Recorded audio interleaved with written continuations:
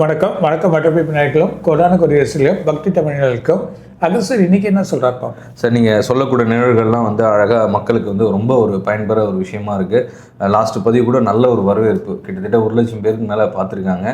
So எல்லாரும் அதில் comment ஃபுல்லாகவே அக்டோபர் மாதம் பலன் எப்போ அப்படின்னு சொல்லி ரொம்ப பேர் அடிச்சிருக்காங்க. ஒரு 100 படிச்சிருக்கேன். ஸோ எப்படி இருக்கு போகுது ராசி?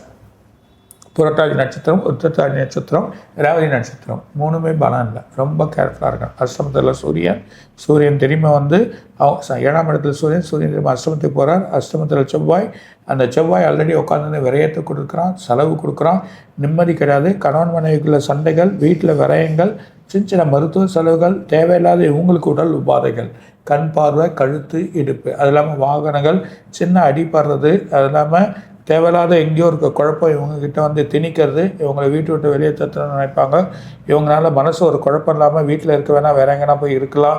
ஒரு நிம்மதி இல்லாத ஒரு வாழ்க்கை, ஒரு நிம்மதி இல்லாத ஒரு மனசு, ஒரு ஏற்பாடுகள் ஏற்படும்.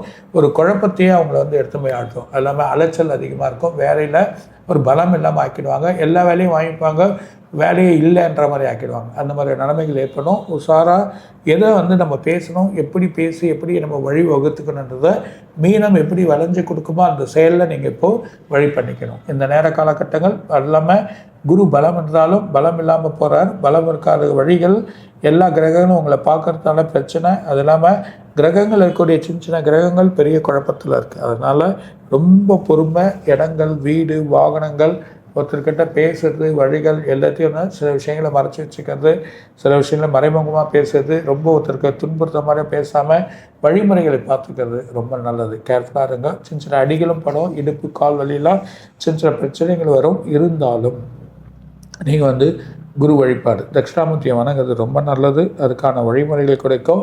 நீங்கள் பெருமாளை போய் வழி பண்ணுங்க. அது இல்லாமல் அது சாரதியாக இருக்கக்கூடிய பார்த்த சாரதி கோயில், அந்த கோயில் போய் அதுக்கான வழிபாடு பண்ணிங்கன்னா நல்ல பலன்கள் காத்திருக்கு. Super sir. 12 ராசிக்கு வந்து மிக சிறப்பான ஒரு நல்ல விரிவான ப்ரீஃப்